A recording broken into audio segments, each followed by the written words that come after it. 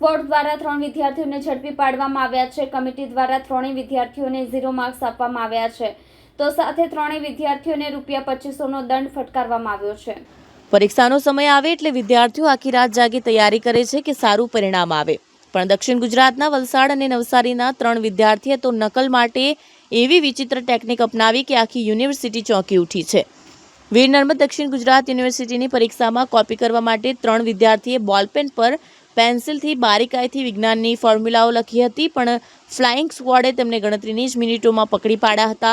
વલસાડ અને નવસારી બંને જિલ્લાની 2 અલગ અલગ કોલેજોમાં પરીક્ષા સમયે ચેકિંગ માટે આવેલી ફ્લાઇંગ સ્ક્વોડ ક્લોઝ ઇન્સ્પેક્શન કરી રહ્યું હતું, ત્યારે 6 ઇંચની એક સામાન્ય દેખાતી પેન પર જ્યારે ધ્યાનથી જોવામાં આવ્યું તો ખબર પડી કે તેના ઉપર પેન્સિલથી બારીકાઈપૂર્વક સોલિડ યુઝ, એસિડ યુઝ સહિત વિજ્ઞાનની તમામ મહત્વની ફોર્મ્યુલા લખી કાઢવામાં આવી હતી।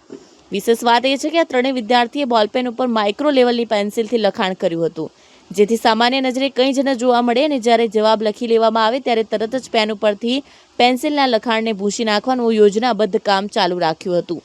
આ સમગ્ર મામલે વીર નર્મદ દક્ષિણ ગુજરાત યુનિવર્સિટીના રજિસ્ટ્રાર રમેશ ગઢવીએ જણાવ્યું હતું કે વિદ્યાર્થીઓ બોલપેન ઉપર પેન્સિલથી વિજ્ઞાનના તમામ જવાબો લખી લાવ્યા હતા અને પછી જવાબ લખી લીધા પછી ભૂંસી પણ નાખતા હતા, છતાં પણ ફ્લાઇંગ સ્ક્વોડે ગણતરીની જ મિનિટોમાં આ ટ્રીક પકડી પાડી સફળતા પ્રાપ્ત કરી। હવે યુનિવર્સિટીની માલ પ્રેક્ટિસ ઇન્ક્વાયરી કમિટીએ 3 વિદ્યાર્થીને સંબંધિત વિષયમાં 0 માર્ક્સ આપવાની સાથે સાથે તેમને ₹2500ના દંડની પણ સજા ફટકારી છે। યુનિવર્સિટીએ સમગ્ર વિસ્તારમાં આવેલી કોલેજોને પણ કડક ચેકિંગની સૂચના આપી છે। વીર નર્મદ દક્ષિણ ગુજરાત વિશ્વવિદ્યાલયની હાલમાં માર્ચ એપ્રિલની પરીક્ષાઓ ચાલી રહી છે। આ પરીક્ષાઓ દરમિયાન આપણે વિવિધ પ્રકારની સ્કોડની ટીમ મોકલતા હોઈએ છીએ। આપણી ફ્લાઇંગ સ્કોડ હોય છે, મહિલા સ્કોડ હોય છે, રેગ્યુલર સ્કોડ હોય છે। એ સ્કોડની ટીમ ચીખલી અને વલસાડ તરફની કોલેજોમાં જ્યારે પરીક્ષાના નિરીક્ષણમાં દરમિયાન હતી એ દરમિયાન એવું માલુમ પડ્યું કે કેટલાક વિદ્યાર્થીઓ નાની પેન પર, સફેદ પેન પર કંઈ લખાણ લાવીને, પેન્સિલથી લખાણ લાવીને પછી ભૂંસી નાખતા હતા।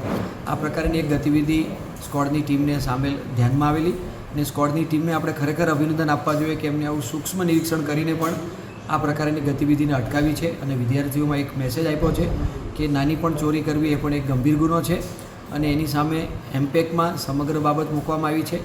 એમપેકે હાલમાં જે તે વિદ્યાર્થીનું પરિણામ જે તે વિષયમાં 0 ગણીને જાહેર કરવામાં અને ઉપરાંત 2,500 જેટલી આર્થિક દંડની પણ જોગવાઈ કરીને સમગ્ર મામલો હાલમાં એક્ઝિક્યુટિવ કાઉન્સિલ અને બોર્ડ ઓફ મેનેજમેન્ટમાં વિચારાધીન છે। આ બંને સત્તામંડળોનો જે પણ કંઈ ઠરાવ થશે તદ અનુસાર યોગ્ય કાર્યવાહી કરવામાં આવશે।